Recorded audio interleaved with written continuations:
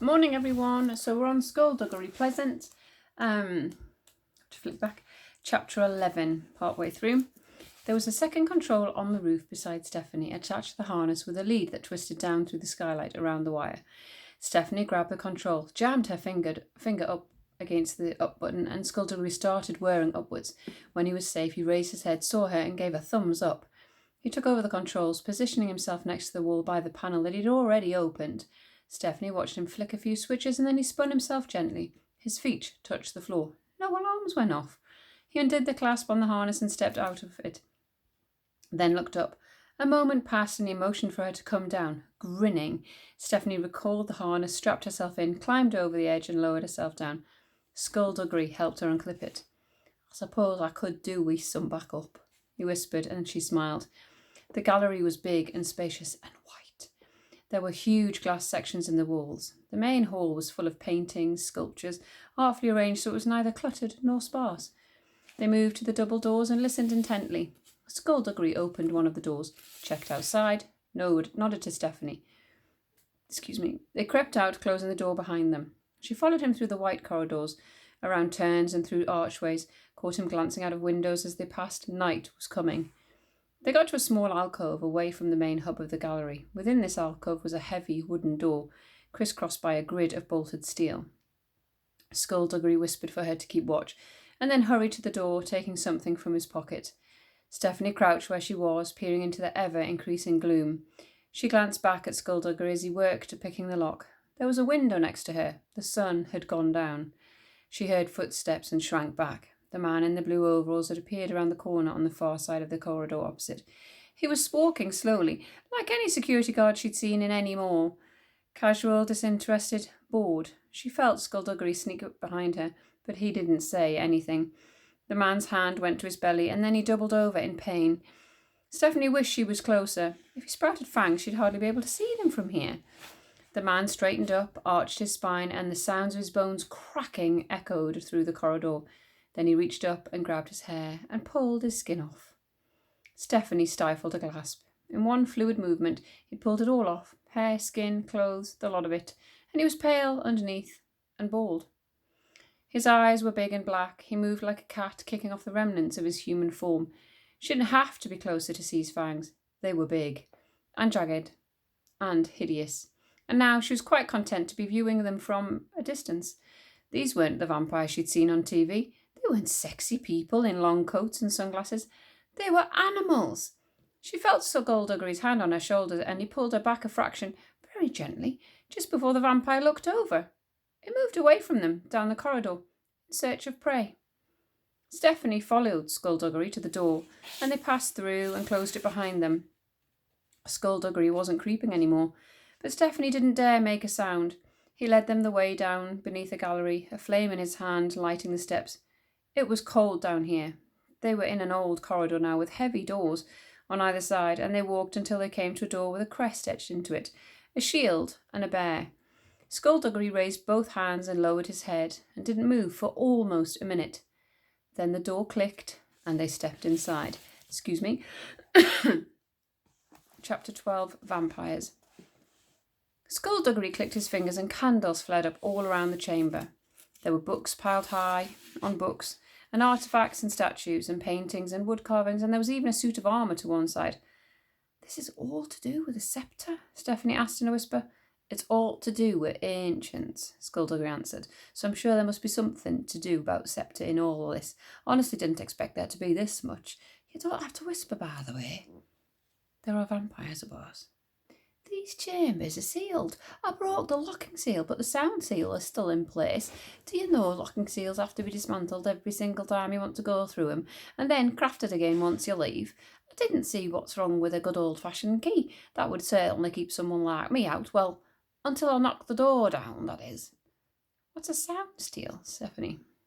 Seal, Stephanie whispered. "Oh, even if you were standing outside the door and you were shouting at the top of your voice, they wouldn't hear you." "Ah," she said. "Okay then." But she still kept her voice very low. They started searching. Some of the books were about the legends of the ancients, some took a more practical and analytical viewpoint, and some were written in a language Stephanie didn't recognise. A few of the books held nothing but blank pages, yet Skulduggery seemed able to read them, although he said they contained nothing of immediate interest. She started rooting through a collection of paintings stacked in frames against the wall. A lot of them showed people holding the sceptre aloft and looking very heroic. The paintings toppled over and she stooped to push them back up. She looked at the painting in front of her, though, recognising it from a book she'd seen in Skulduggery's car. A man shielding his eyes from a glowing sceptre as he reached for it. This was the full painting, not the truncated little rectangle on a page. Skulduggery glanced over as Stephanie put the pictures back as she had found them. She approached the suit of armour, noting the shield and bear etched into the breastplate. "Family crest?" she asked. "Sorry," Skulduggery said, looking up. "Oh, yeah. We don't have family names that we can keep, so crests serve as our only link to our ancestors." "Do you have a crest?" He hesitated. "I used to, but not anymore." She turned. "Why not?" "Well, I abandoned it, actually." "Why?" "You ask an awful lot of questions." "When I grow up, I want to be a detective just like you." He looked over and saw her grinning. He laughed. "I suppose you do share my penchant for raising Cain." "Raising what now?" "It's an old expression. It means you like to make trouble." "Well, why can't you just say make trouble? Why do you always have to use words that I don't know?" "You should read more."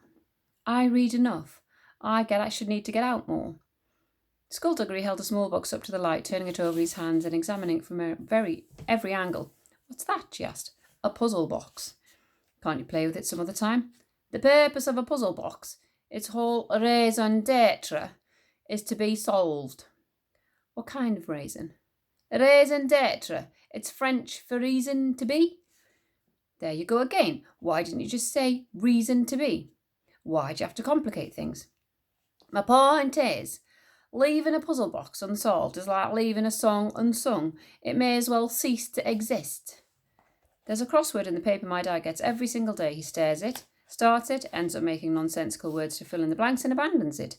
I'll give you every paper we have lying about the house if you put that thing down and get back to searching." "I've given up searching." She stared at him. "And they say my generation has a short attention span." "That painting you were looking at now, notice anything strange about it?" "There were a lot of paintings." "I mean the man reaching for the sceptre." "What about it? Did you notice anything unusual about it?" Stephanie went over to the wall again, moved the frames one by one till she came to the painting he was talking about. "Okay, unusual like how? Describe it me." She moved the others out of the way so she could take a better look. "There's the man. He's reaching for the sceptre. It's glowing, and that's it." "Nothing strange about him?" "No, not really." She frowned. "Well, yeah. The sceptre's really bright, and he's got one hand shielding his eyes. Both hands are wide open. So if it's really bright, you'd kind of expect him to be squinting at least, even if it's just a picture. Anything else strike you as a little off?" She scanned the picture. "The shadows." "What about them?" "He's got two of them." "So the sceptre's magical. Remember, it could be casting two shadows as easy as one for whatever bizarre magical reason." "But the sceptre isn't casting the shadows. The angles are wrong." "So what would cause that?" "Two different light sources." "And what is the primary source of light?" "The sun." "If it's the sun, what time of day would it be?" "Well, the shadow at his feet would make it noon, when the sun is directly overhead, but the shadow behind him would make it either morning or evening." "Which one?" "How should I know? It's behind him, so it might be morning. So what we're looking at is a painting of a man reaching for the sceptre, seeing everything at a time when it is both the past and the present." "I suppose so. What does this have to do with the puzzle box?" "Who painted it?" Stephanie peered at the bottom corner. "There's no name, only a crest, a leopard and crossed swords." Skulduggery raised the puzzle box for her to see what was carved into its base. A leopard and crossed swords. "Right," she said. "Guessing games are over. That painting tells us the painter or the painter's family can offer us a glimpse into the past, and that is what we in the profession call a clue. A clue is part of a mystery. A mystery is a puzzle. I hold in my hands a puzzle box." Skulduggery's fingers played over the surface of the box, and Stephanie saw his head tilt. He pressed his hands against opposite sides, making subtle rotations until something clicked. There was a noise, like the whirring of a motorised part, and the top of the box opened to reveal a blue gemstone. Ah, Skulduggery said. Stephanie peered closer. The gem was a little bigger than a golf ball. What? What is it? It's an echo stone, he said. Very rare. Generally, it's used by people who are dying. They sleep with the stone close by for 3 nights, and in doing so they imprint it with their memories, personality. It's given to the loved ones to help comfort them through their grief or to answer any lingering questions they might have. Things like that. How does it work? I'm not entirely sure, he said. I've never seen one up close. He pressed a fingertip to the stone and it immediately started to glow. His head tilted again and he sounded very pleased with himself. Would you look at that? I'm such a genius. You just touched it. Still a genius, Stephanie. She sighed. A moment slipped by and then an old man faded up from nothing before them. Stephanie stepped back. Don't be alarmed, the old man said, smiling. He was wearing a robe and he had kind eyes. I'm not going to hurt you. Young lady, I'm here to answer questions and provide you with whatever information I can assist you in your... His voice trailed off. He was looking at Skulduggery. My, oh my, you are a skeleton. Yeah? As I live and breathe. Figuratively speaking, of course, as I neither live nor breathe, but a skeleton, and a talking skeleton at that. Aye, sir, I'm very, very impressive, Skulduggery said. And who are you? My name is Oisin, and I'm here to answer whatever questions you may have. Well, that's good news, because we're looking for a few answers. How did you manage that, then? I'm sorry. Becoming a skeleton. It's a new one on me.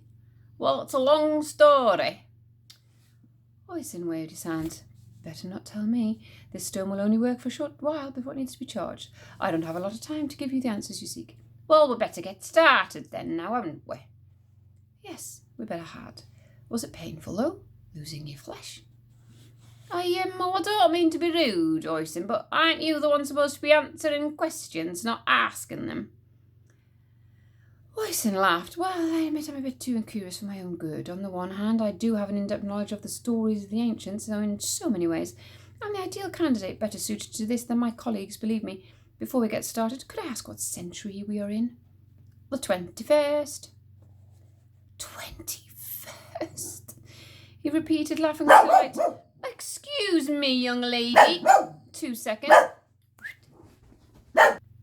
So this is what the future looks like, eh? Kind of gloomy, cluttered. I always thought it'd be brighter, so what's happening in your wood? You just want us to tell you everything you've missed? Well, not everything, just the high points. What language am I speaking, by the way? Stephanie frowned. English? English, eh? Marvellous. I've never spoken English before. How does it sound? Fine, I suppose. Does this stone translate what you're saying? Yeah, it does. I could have used something like this on my travels, I'll tell you that much. It would have really impressed the ladies, he started to chuckle, and stopped. Not that I've travelled far, or at all. I don't really trust boats. You see, if nature had intended us to travel across water, we would have been provided with fins. Can I ask you a question? Interrupted Skulduggery. Again, I don't want to appear rude, but the stone runs out of power before we learn what we need. The old man clapped his hands and rubbed them together. Of course, my boy, say no more. Ask me your first question. You're an expert on the ancients. I am indeed. I'm the one charged with the task of documenting their existence. It's such a great honour, even if it does leave me with precious little time to travel. Not that I would, even if I could, but it'd be nice to have options, Yeah, anyway, we need to know about Sceptre. We need to know its power. Oisin nodded. The sceptre of the ancients was created to destroy, and destroy it does. There's nothing that will not crumble to dust under its glare. Is there any kind of defence against it? Oisin shook his head. No shield, no spell, no barrier. It cannot be stopped, and it cannot be destroyed. What about its power source? Stephanie asked. A single crystal, a black crystal embedded in its hilt, capable of channeling the energy that's poured into it. Can this crystal be destroyed? Oisin gave a little frown.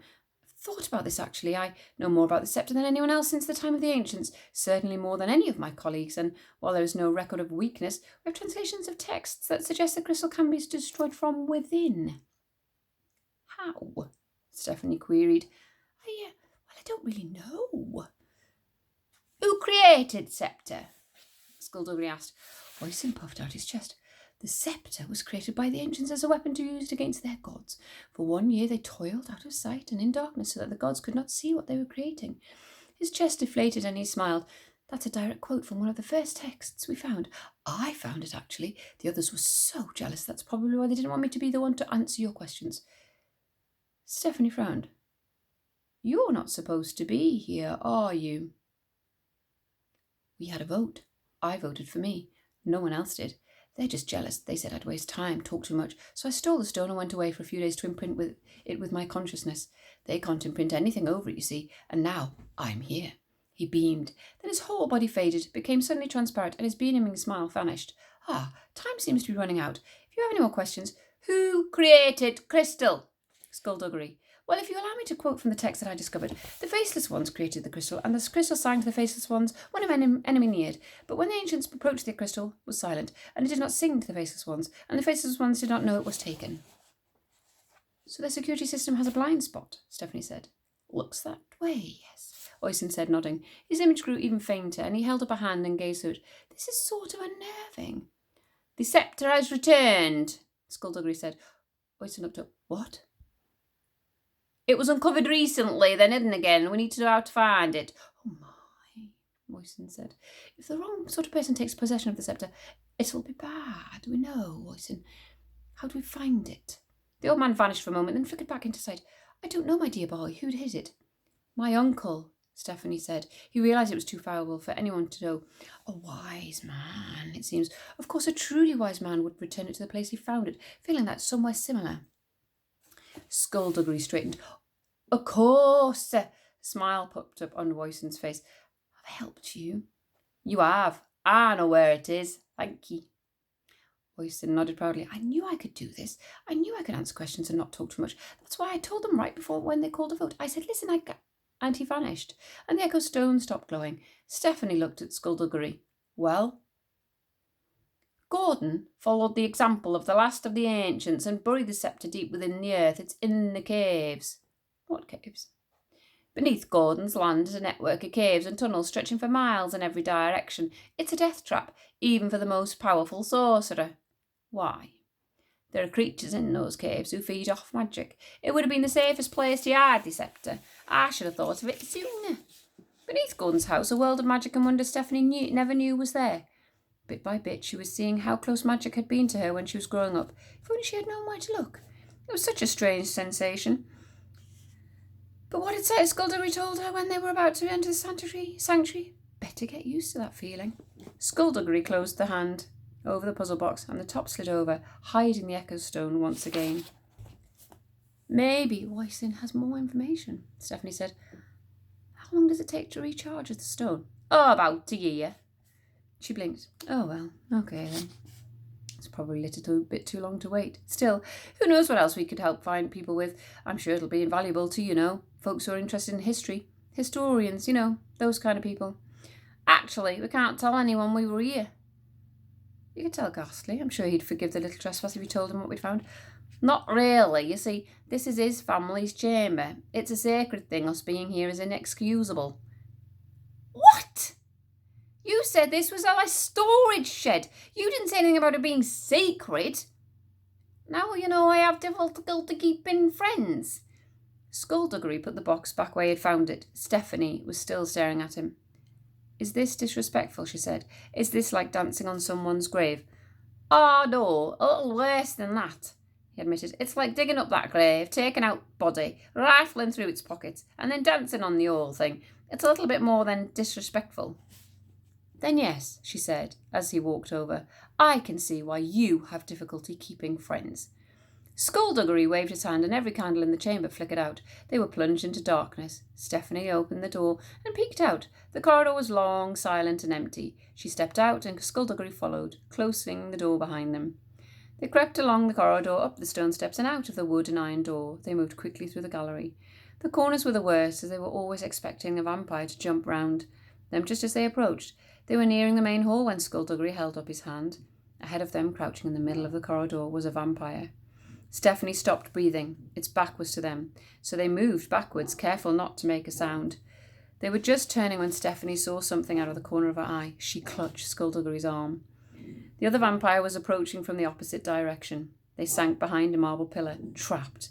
Across from them was an archway leading into another section of the gallery, but Stephanie was pretty sure that even if they made it through without being seen, they'd be cut off. Their only way out was back in the main hall with the harness, but their chances of making it back without being torn to pieces were getting slimmer with every moment.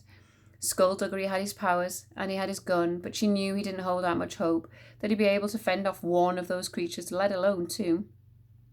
He turned to her, hand raised, one finger pointing at her, then pointing to the ground. Stay put. That finger pointing at himself, then pointing at the arch. Go.